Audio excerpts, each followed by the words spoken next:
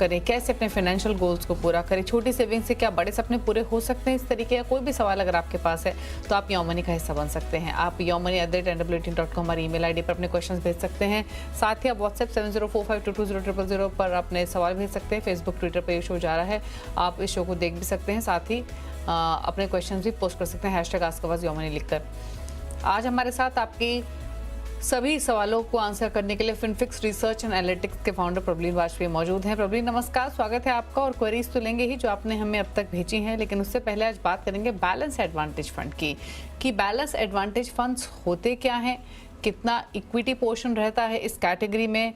हमेशा जब हम एक डाइवर्सिफाइड बैलेंस कम रिस्क की पोर्टफोलियो बनाने की बात करते हैं तो इस कैटेगरी का हमेशा जिक्र करते हैं। तो ये कई तरीके के सवाल हैं हमारे पास प्रबलीन के लिए, लेकिन सबसे पहले समझ लेते हैं कि ये कौन सी कैटेगरी ऑफ फंड्स होते हैं, इन्वेस्टमेंट्स कहाँ कहाँ होता है इन फंड्स का, बताइए प्रबलीन। नमस्कार Deepali. Balanced advantage funds hybrid की 6 कैटेगरीज में से एक फंड है और यहाँ पे जो सेबी का मैंडेट है उसकी डेफिनेशन के हिसाब से जो फंड मैनेजर्स हैं वो 2 एसेट क्लासेस इक्विटी और डेट के बीच में जो आपका पैसा इन्वेस्ट हुआ है उसको मूव करते हैं based on the market conditions. ये बेसिक इसका जो प्रीमाइस है इस चीज़ पे बेस्ड है कि जब मार्केट्स महंगी लग रही हैं और बहुत ज़्यादा हमने देखा कि चढ़ चुकी हैं, काफ़ी ऊंचाइयों पे हैं, तब ये funds as a precautionary measure अपना इक्विटी एलोकेशन रिड्यूस कर देते हैं और अपना डेट एलोकेशन बढ़ा लेते हैं। और जब मार्केट्स में गिरावट होती है तब ये अपना पैसा इक्विटी में ऐड करते हैं। तो यानी कि buy low and sell high की एक बेसिक मैकेनिज्म पे चलने की कोशिश करते हैं। But with in different fund houses जितनी सारी हमारे पास स्कीम्स हैं दीपाली, यहाँ पे हर फंड हाउस एक अपनी स्ट्रैटेजी बनाता है, उनका एक इन हाउस अपना मॉडल होता है जिसके बेसिस पे वो इक्विटी एंड डेट की एक रेंज डिसाइड करते हैं। कुछ फंड हाउसेस के लिए वो 0 to 100 के बीच में भी हो सकता है, कई 30 to 80% के बीच में मूव करते हैं। सो डिफरेंट फंड हाउसेस के अपने मॉडल्स हैं जिसके बेसिस पे वो मूवमेंट डिसाइड करते हैं कि हमें नेट इक्विटी एक्सपोजर किसी समय में कितना रखना है। फॉर एग्जाम्पल इस टाइम पे अगर हम आईसीआईसीआई बैलेंस्ड एडवांटेज फंड की बात करें तो उनका जो नेट इक्विटी एक्सपोजर है वो करीबन 31.8% है। इवन एसबीआई के लगभग 31.4% है, जबकि एडेलवाइस का अराउंड 69% है। तो बहुत सारे ऐसे फंड्स हैं जिनका नेट इक्विटी कम है, वो थोड़ा आर्बिट्राज यूज करके उसका नेट इक्विटी ग्रॉस इक्विटी 65 पे ले जाते हैं। सो मार्केट कंडीशंस पे बेस्ड है इस फंड का डेट इक्विटी मूवमेंट, और ये हमें ऐसे समय में हेल्प करता है जब आई थिंक निवेशकों को समझ में नहीं आ रहा होता है कि हमें लमसम पैसा लगाना है, मार्केट्स बहुत ऊंचाइयों पे हैं और हम कैसे अपना एलोकेशन लें। और उन निवेशकों के लिए भी मेरे ख्याल से ये काफी अच्छा है जिनका ब्रॉडर जो इन्वेस्टमेंट होराइजन है वो तकरीबन 4 से 5 साल का है, बहुत ज्यादा वोलेटिलिटी रिस्क नहीं लेना चाहते हैं। एंड ऑफ कोर्स एसडब्ल्यूपी के लिए भी इसका काफी अच्छा प्रयोग किया जा सकता है ड्यूरिंग द टाइम। ओके, तो जैसे आपने समझाया प्रबलीन, इक्विटी डेट में कितना एक्सपोजर रहता है इस कैटेगरी ऑफ फंड में। अलग अलग फंड हाउस की हालांकि अलग अलग स्ट्रैटेजी होती है, लेकिन जब मार्केट वॉलेटाइल हो या फिर पीक बनाने के बाद करेक्ट हो रहा हो, जैसे फिलहाल की एक सिचुएशन है, उस कंडीशन में किस तरीके के परफॉर्मेंस इस कैटेगरी ऑफ फंड्स की रहती है, या फिर इन दिनों किस तरीके की परफॉर्मेंस है? क्या मार्केट के डाउन साइड को कंटेन कर पाते हैं? जी दीपाली जी, जो बैलेंस्ड एडवांटेज फंड है इसकी जो मेरे ख्याल से कैटेगरी का जो बेसिकली टेस्ट है वो डाउन साइड प्रोटेक्शन के टाइम पे ही आता है, क्योंकि अगर ये फंड्स उतना ही गिर गए जितनी हमारी ब्रॉडर मार्केट्स गिरी, यानी कि उन्होंने उतना प्रोटेक्शन नहीं दिया जब मार्केट्स में गिरावट होती है। और हम डिफरेंट डेटा पॉइंट्स के से इसको समझ सकते हैं। फॉर एग्जांपल अगर हम कोविड के टाइम की फॉल की बात करें कि मिड जनवरी से लेके करीबन 23 मार्च में जो निफ्टी था उसमें गिरावट करीबन 38.5% की थी।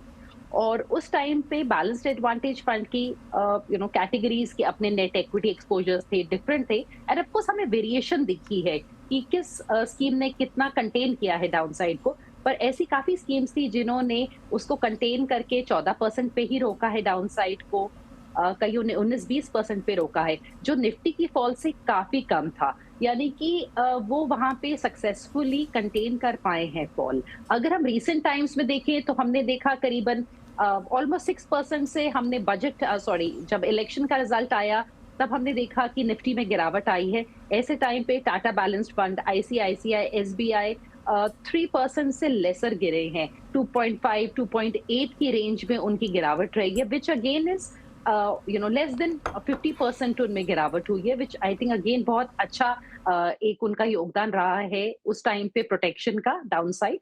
एंड अगर अभी हम देखें जो पिछले एक हफ्ते में हमने मार्केट मूवमेंट देखी है, करीबन 26 सितंबर से लेके 7 अक्टूबर की अगर हम बात करें, तो निफ्टी में करीबन 5.4% की गिरावट है। और यहाँ पे schemes like SBI balanced advantage fund, उनमें सिर्फ 1.73% की गिरावट आई है। सो मेरे ख्याल से ऐसे भी फंड्स हैं जहाँ पे उनने 3-3.5% तक गिरे हैं, दीपाली, जैसे एडेलवाइस एंड निपॉन। बट उनका इक्विटी एक्सपोजर इस टाइम पे, क्योंकि जैसे मैंने बोला एडेलवाइस का 69% के करीब है, निपॉन का 58% है, तो वहां हमने ज्यादा गिरावट देखी। So I think definitely broader level पे अगर हम देखें कैटेगरी के पॉइंट ऑफ व्यू से, तो निफ्टी की जितनी भी फॉल हुई है एज अ कैटेगरी एवरेज अगर हम देखें, तो फॉल ऑलमोस्ट 50% तक कंटेन की गई है। एंड आई थिंक यही चाहिए Okay. होता है जब आप थोड़ा सा लेस वोलेटाइल पोर्टफोलियो क्रिएट कर रहे हैं। चलिए, तो ये आपको बताया गया है बैलेंस एडवांटेज फंड्स के बारे में। अब बात करते हैं यहाँ पे क्वेश्चंस की। संतोष बिहार से हमारे साथ कनेक्टेड हैं सवाल पूछने के लिए। संतोष नमस्कार, बताइए क्या क्वेश्चन है आपका? मैम ये जो है 10,000 के SIP है और करीब 3-4 फंड में मैं अभी चालू है, तो उसको थोड़ा सा बताइए कि कितने फंड लेना सफिशिएंट रहेगा, अच्छा रहेगा।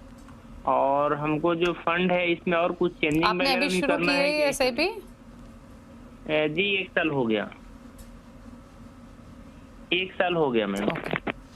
तो 10,000 की SIP है, 1 लाख की पोर्टफोलियो की वैल्यू है, 25 साल में 2 करोड़ का टारगेट। 5 फंड्स हैं इनके पास जिसमें इन्होंने पिक किया हुआ है Parag Parikh ALSS tax saver, SBI magnum mid cap, इसके अलावा इनके पास है Kotak multi cap, Tata small cap, SBI Nifty next 50, सही में 2,000 ईच ही डाल रहे हैं। क्या सजेशन रहेगा इनके लिए प्रबलीन? लॉन्ग टाइम के लिए मैम। बहुत अच्छा होराइजन लेके चल रहे हैं संतोष जी। एंड 2 करोड़ ये जमा करना चाहते हैं। अगर हम 10,000 की SIP से लेके चले, तो ये इनका टारगेट 12% के XIRR पे दीपाली अचीव हो जाएगा। पर यहाँ 2 पॉइंट्स है जो मैं मेंशन करना चाहूंगी। आज से 25 साल बाद जो आज के 2 करोड़ है, उसकी कीमत करीबन 50 लाख भी नहीं टच कर रही होगी, अराउंड 47 लाख होगी। तो जब संतोष जी अपना टारगेट बना रहे हैं आज से 25 साल बाद 2 करोड़ पाने का, तो उनको ये डेफिनेटली समझना है कि उस टाइम पे उस पैसे की परचेजिंग पावर जो है वो करीबन लगभग 50 लाख के करीब है। और अगर वो ये चाहते हैं कि उनको 2 करोड़ के बराबर की परचेजिंग पावर मिले और उनका पैसा आज के 2 करोड़ बराबर हो, तो एक्चुअली उनको 8 साढ़े 8 करोड़ जमा करने की जरूरत है, जिसके लिए उनको एडिशनल SIP करीबन 34,000 की रिक्वायरमेंट है। सो ये एक पॉइंट मैं इसलिए मेंशन कर रही हूँ ताकि संतोष जी ये समझ पाए कि फ्यूचर में आपके पैसे की कीमत इन्फ्लेशन की वजह से घट रही है, इसलिए आपका गोल जो है वो फ्यूचर में इन्फ्लेशन को जरूर फैक्टर इन करे। अब आपके पोर्टफोलियो पे आते हैं। मेरे ख्याल से आपका पोर्टफोलियो बहुत अच्छा है, आपने कम फंड्स लिए, आप प्लीज बहुत ज्यादा फंड्स और मत ऐड करिएगा। आपको अगर टैक्स सेवर की जरूरत नहीं है तो आप इसको स्टॉप करके होल्ड कर लीजिए। वैसे पराग पारिक का टैक्स सेवर काफी अच्छा है, पर अगर आपको ATC में इसका रिक्वायरमेंट नहीं है तो इसको हम स्किप कर सकते हैं। और इसके बदले आप निफ्टी 50 इक्वल वेट इंडेक्स डाल दीजिए जो आपको लार्ज कैप का एक्सपोजर दे। और उसके अलावा आपका ओवरऑल पोर्टफोलियो अच्छा है और उसको आप कंटिन्यू करिए। ओके, शिवांश कुमार यादव उत्तर प्रदेश से हमारे साथ कनेक्टेड हैं, उनसे बातचीत करते हैं। शिवांश नमस्कार, बताइए क्या सवाल है आपका? हाँ, ये पोर्टफोलियो रिव्यू कराना था। बताइए। हेलो। हाँ हाँ, पोर्टफोलियो भेजा हुआ है, उसे बस रिव्यू कराना था। उसमें क्या कोई चेंजेस की जरूरत है या फिर इसी एग्जिस्टिंग पोर्टफोलियो के साथ कंटिन्यू रहूं? पूछ लेते हैं। तो फिलहाल जो इनका पोर्टफोलियो है राइट 60,000 की SIP है, 1 करोड़ इनकी पोर्टफोलियो की ऑलरेडी वैल्यू है। 10 इयर्स में कितना कॉर्पस इकट्ठा कर लेंगे जानना चाहते हैं। फंड्स में इनके बता दूं, इनके पास है Mirae asset large and mid cap, ICICI Pru blue chip, Parag Parikh flexi cap, SBI focus equity, इन सभी में 10,000 ईच डाल रहे हैं। इसके अलावा Nippon India small cap, Nippon India multi cap, Quant flexi cap और एक्सिस मिड कैप पे 5,000 ईच है। बताइए प्रबलीन। जी जो शिमांश जी का पोर्टफोलियो है उसका ऑलरेडी अच्छा इनने कॉर्पस क्रिएट किया है अपने लिए 1 करोड़ का एंड 60,000 की एसआईपी है। अगर इसी रफ्तार से ये चले तो आने वाले टाइम में बहुत अच्छा रकम ये जमा कर लेंगे। अगर 10 साल हम लेके चले तो करीबन 4.5 करोड़ इनका क्रिएट हो सकता है विद 12% टैक्स आईआरआर। और अगर 15 इयर्स तक ये कंटिन्यू करते हैं तो इनके पास करीबन 8.5 करोड़ जमा हो सकता है इन एसआईपीज़ के द्वारा अपनी इन्वेस्टमेंट्स में। एंड इनका जो पोर्टफोलियो है दीपाली, ये सारे ही एक्टिवली मैनेज्ड फंड्स हैं इनके। और डुप्लीकेशन भी है इनके पोर्टफोलियो में, and duplication not only stock holdings में but even in terms of the strategy. जैसे ग्रोथ स्ट्रैटेजी फॉलो करने वाले फंड हाउसेस हैं इनके पास। मेरी राय ये होगी कि एक तो स्कीम्स अब बहुत ज्यादा ना बढ़ाएं। एक्सिस मिड कैप और Mirae large and mid cap को ये स्टॉप करके होल्ड कर लिए। आप एडिशनल इंक्रीमेंटल इन्वेस्टमेंट इसमें ना डालिए, पर स्टॉप करके होल्ड करके आप कंटिन्यू करते रहो।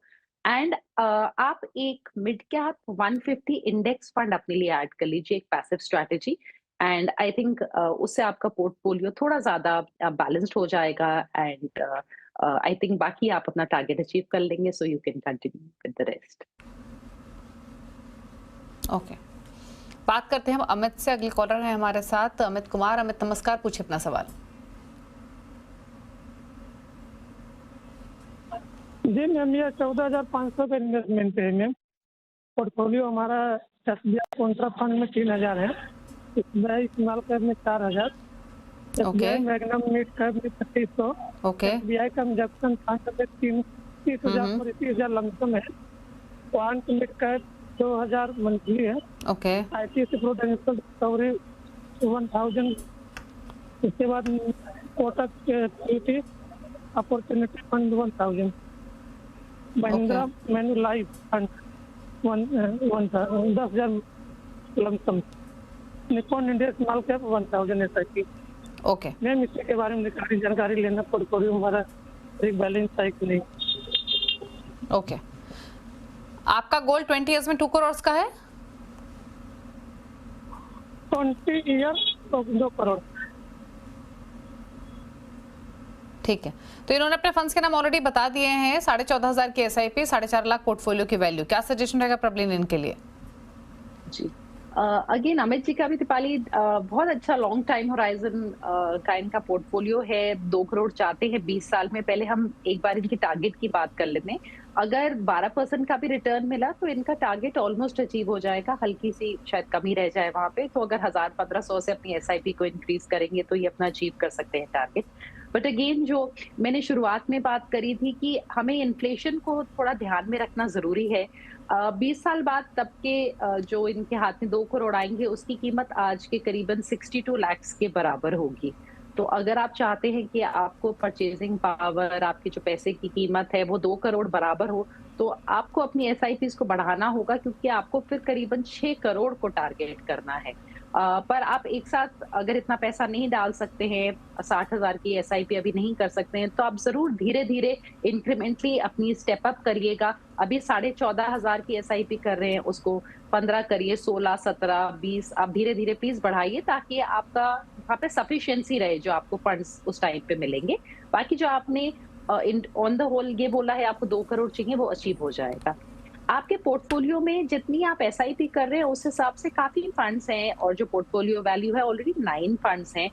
अगेन सारे एक्टिवली मैनेज फंड्स हैं। मेरी राय ये रहेगी, एक आपने एसबीआई से बहुत ज्यादा फंड्स जोड़ रखे हैं, तो एसबीआई में जो मिड कैप है, ऑल्दो वो बहुत अच्छा फंड है, पर आप उसको स्टॉप कर लीजिए। उसके जगह आप एक पैसिव फंड ले लीजिए 150 इंडेक्स, वो आप एसबीआई का ले सकते हैं, बिकॉज पैसिव स्ट्रैटेजीज में सेम फंड हाउस का उतना अंतर नहीं पड़ता है, उन्होंने सीधा इंडेक्स को ट्रैक करना होता है। तो आप 150 इंडेक्स को ऐड करिए। इसके साथ साथ आप एक लार्ज कैप में अगेन इंडेक्स फंड को प्लीज इंक्लूड करिए अपने पोर्टफोलियो में। एंड उसके अलावा कॉन्ट्रा फंड्स आपके पास वैल्यू में 2 है, तो आईसीआईसीआई का ज्यादा ओवरलैप है पूरे पोर्टफोलियो के साथ, तो आप उसको स्टॉप कर सकते हैं एंड इवेंचुअली आप एग्जिट कर लीजिएगा और अपने इंडेक्स फंड्स में ऐड कर लीजिएगा। सो ये कुछ चेंजेस हैं जिसके साथ आप अपने आने वाले 20 इयर्स का पोर्टफोलियो लेके चलें, और इसीलिए आपके उसमें पैसिव फंड्स ऐड किए जा रहे हैं, ताकि आपका पोर्टफोलियो ज्यादा बैलेंस हो जाए। ओके, चलिए, तो ये सलाह दी गई है आपके पोर्टफोलियो को लेकर। आप अपने इस पोर्टफोलियो में थोड़ा सा बदलाव कीजिए, जो सजेस्ट किया है आपको प्रॉब्ली ने। Nifty 50 equal weight index fund weight fund से आपको निकलने की सलाह दी गई है। एसबीआई मैग्ना मिड कैप से आप निकल जाइए। SBI Nifty mid cap 150 index को आप शामिल कर सकते हैं। तो थोड़े से बदलाव सजेस्ट किए हैं, बाकी आप इन्वेस्टेड रहिए। रुकना इसी के साथ एक ब्रेक के लिए। ब्रेक के उस पर कुछ और क्वेश्चन जल्द वापस आते हैं।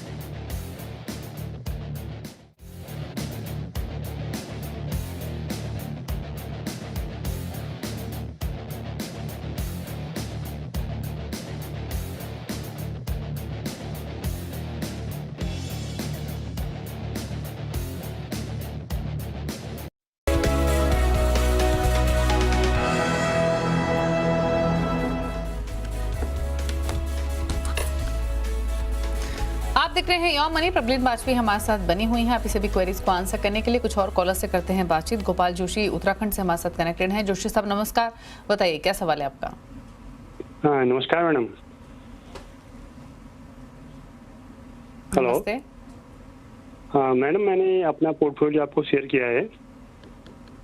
मेरे पास एसबीआई स्मॉल कैप, मेरे पास 7 फंड हैं।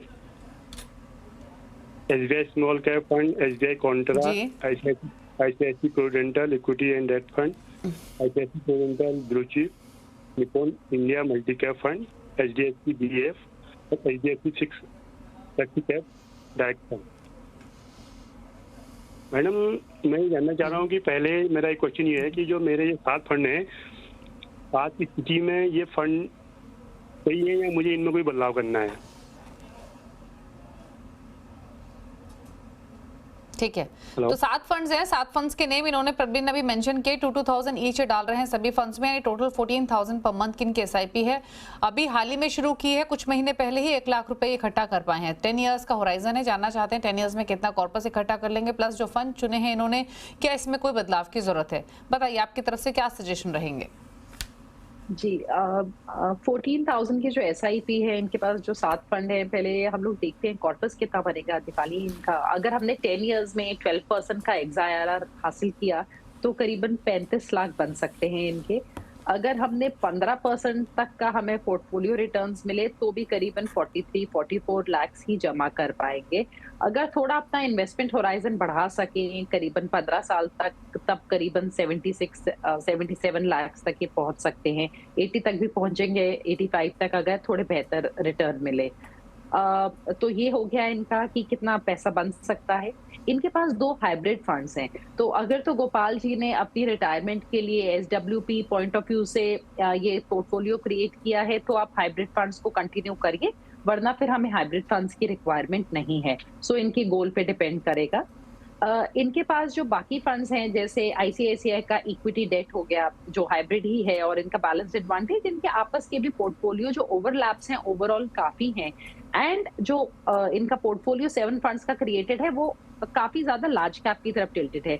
तो दीपाली मेरी राय होगी कि ये एक मिड कैप फंड शामिल करे, बिकॉज एक स्मॉल कैप तो इनने रखा है, तो एक मिड कैप की डेफिनेटली गुंजाइश है इनके पोर्टफोलियो में। तो अगर आपका रिटायरमेंट टाइप का एसडब्ल्यूपी का कोई टारगेट नहीं है तो फिर आप अपने जो हाइब्रिड फंड है आईसीआईसीआई इक्विटी डेट या बैफ को आप स्टॉप करके होल्ड कर सकते हैं, जितना पैसा चला गया ठीक है, और आप थोड़ा एलोकेशन अपने मिड कैप की तरफ लेके जाइए, बिकॉज आपका overall portfolio is large cap tilted, तो थोड़ा सा स्मॉल और मिड कैप में भी आप उसको बढ़ाइए एलोकेशन को। तो ये ब्रॉडली कुछ सलाह है आपके लिए। ओके, चलिए अब बात करते हैं अमनदीप सिंह की। ईमेल के थ्रू इन्होंने सवाल भेजा है हरियाणा से। 39 इयर्स इनकी एज है, 22,000 पर मंथ की एसआईपी चल रही है। एसआईपी कहाँ कर रहे हैं वो फंड्स में बता देती हूँ। पराग Parikh flexi cap 4,000 per month, HDFC defence fund 3,000 per month, 2,000 each डाल रहे हैं 4 फंड्स में, जिसमें एक Axis blue chip, UTI Nifty next 50 index, Motilal Oswal mid cap और निपॉन स्मॉल कैप। साथ ही इनके पास क्वांट स्मॉल कैप है 3,000 ईच, कैनरा बुको स्मॉल कैप। तो यानी लगभग इनके पास 4 फंड्स हैं 2,000 ईच के, 2 फंड्स है 3,000 ईच और 2 फंड्स है 4,000 ईच। तो टोटल इस तरीके से 8 म्यूचुअल फंड्स हैं इनके पास। अब इनके क्वेश्चंस क्या हैं? फिलहाल पोर्टफोलियो की वैल्यू 19,000 यानी 22,000 की एसआईपी, पोर्टफोलियो की वैल्यू ये 19 लाख रुपए इकट्ठा कर चुके हैं। 2035 तक कितना कॉर्पस, यानी 11 ईयर्स का इनका टाइम होराइजन है। उस पर्सपेक्टिव से जानना चाहते हैं कि फंड सिलेक्शन इन्होंने कैसा क्या है। 4,000 और ऐड करना चाहते हैं, यानी 26,000 की इनकी फिर एसआईपी हो जाएगी।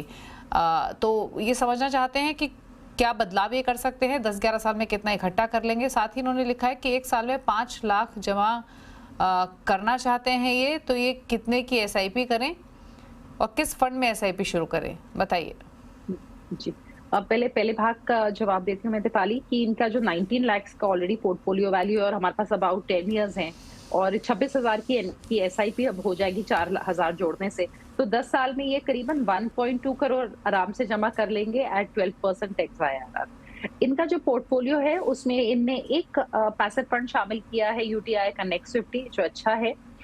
एक्सेस ब्लू चिप जो हमारा लार्ज कैप का है, मेरे ख्याल से इसकी हमें रिक्वायरमेंट नहीं है। एक तो इस फंड ने काफी स्ट्रगल किया है और actively manage large cap funds अब बीट नहीं कर पा रहे हैं अपने इंडेक्स को क्लीनली, तो इसको आप स्टॉप करके होल्ड कर लीजिए। अगर इसमें आपके कुछ पैसा पड़ा है तो लेट इट ग्रो, आपको एग्जिट करने की जरूरत नहीं है और कुछ भी ऐड करने की यहाँ रिक्वायरमेंट नहीं है अभी आपको एकदम। बट आपका जो ओवरऑल एलोकेशन स्मॉल कैप्स की तरफ है वो करीबन 41% जो आपका एसआईपी है वो आपके स्मॉल कैप्स में ही जा रहा है। तो मेरे ख्याल से उसको आप देखिए, 3 फंड्स आपने लिए हैं कि आर यू कंफर्टेबल उतने रिस्क एपेटाइट के साथ, और मेरे ख्याल से 3 फंड्स की जगह आप 2 को कंटिन्यू कर लीजिए। प्रॉब्ली निपॉन में बहुत ही छोटा एलोकेशन है, आप उसको स्टॉप करके होल्ड कर सकते हैं। एंड एक ओवरऑल गुंजाइश आपकी बनती है एक लार्ज मिड इंडेक्स फंड को जोड़ने की। तो अब यहाँ पे मेरी सलाह होगी कि आप एक एडेलवाइस का या आईसीआईसीआई का large mid 250 index fund add कर लीजिए and that will make your portfolio more holistic. और जो आपने बोला है कि आपको 1 साल में ही 5 लाख जमा करने हैं, तो ये तो दीपाली इतना छोटा टाइम पीरियड है कि हम यहाँ इक्विटी का एक्सपोजर बिल्कुल नहीं सलाह दे सकते। और 1 साल में अगर आप एसआईपी के माध्यम से करेंगे तो अगर 6-7% का आपको रिटर्न मिल रहा है, चाहे आप रेकरिंग डिपॉजिट के थ्रू करिए, चाहे आर्बिट्राज फंड या डेट फंड, यहाँ पे तो आपको काफ़ी पैसा डालना ही पड़ेगा। करीबन 40,000 की आपकी महीने की आपकी योगदान होना चाहिए, जो जाके आपका 5 लाख बन पाएगा। तो यहाँ पे प्लीज़ आप शॉर्टकट मत देखिएगा कि ज़्यादा रिटर्न आ जाएँ और एक ही साल में इक्विटी में आप डाल के 5 लाख जमा कर लीजिए। इसको प्लीज़ आप सेफ माध्यम के थ्रू ही निवेश करिए। अगर आप हाई टैक्स स्लैब में हैं, तो आप आर्बिट्राज फंड का चुनाव करिएगा यहाँ पे। ओके, चलिए, तो ये सजेशन दिया गया है आपके पोर्टफोलियो को लेकर, अकॉर्डिंगली आप स्ट्रैटेजी बना सकते हैं। और जैसे आपको सलाह दी गई है 1 साल में 5 लाख कमाने के लिए 40,000 तक की आपको एसआईपी करनी पड़ेगी, तब आप अपना गोल हासिल कर सकेंगे। और आपके दूसरे पोर्टफोलियो की बात करें तो 1.25 करोड़ के आसपास का कॉर्पस आप इकट्ठा कर सकेंगे 10 साल में। चलिए पूछ लेते हैं प्रबलीन के टॉप 4 फंड्स। प्रबलीन बताइए कौन से फंड्स पिक किए हैं आपने? हाइब्रिड स्पेस से एसबीआई का एसेट एलोकेशन फंड, अगर आपका 3 से 5 साल का होराइजन है, यहाँ डेट, इक्विटी और गोल्ड का आपको एक्सपोजर मिलेगा। अगर आपका पास बहुत सारे एक्टिव फंड्स हैं तो आप लार्ज मिड में एडेलवाइज का लार्ज मिड 250 इंडेक्स फंड जोड़ सकते हैं। विद इन लार्ज कैप्स अगर आपको पैसिव उठाना हो तो आप डीएसपी या किसी और फंड हाउस का इक्वल वेट इंडेक्स एक स्ट्रैटेजी मुझे अच्छी लगती है, इक्वल वेट, वो आप ले सकते हैं। एंड अगर आप मल्टी कैप फंड देख रहे हैं तो मेरे ख्याल से Kotak multi cap is interesting, because इनके पास बैंक्स काफी कम हैं और ज्यादा जितने एक्टिव फंड्स हैं उनके पास बैंकिंग में काफी एक्सपोजर होता है एंड इनका अच्छा मैनेजमेंट है in the large mid and small cap space. तो ये कुछ फंड्स हैं जो निवेशक देख सकते हैं अपनी ड्यू डिलिजेंस करने के बाद। ओके, तो SBI multi asset allocation fund, Edelweiss large and mid cap 250 index fund, DSP Nifty 50 equal weight index fund और साथ ही कोटक मल्टी कैप, ये चॉइसेस है प्रॉब्लम की तरफ से, नोट कर लीजिए। और ये कंप्लीट फंड्स हैं एक पोर्टफोलियो, कंप्लीट पोर्टफोलियो के हिसाब से। थैंक यू प्रॉब्लम शो में आने के लिए और सभी क्वेरीज को आंसर करने के लिए थैंक यू। इसी के साथ योर मनी में देते हैं, ब्रेक के उस पार भी खबरें जारी हैं। नमस्कार। बैंकिंग पॉजिटिव है, बैंकिंग अच्छा लग रहा है। उसके अलावा जो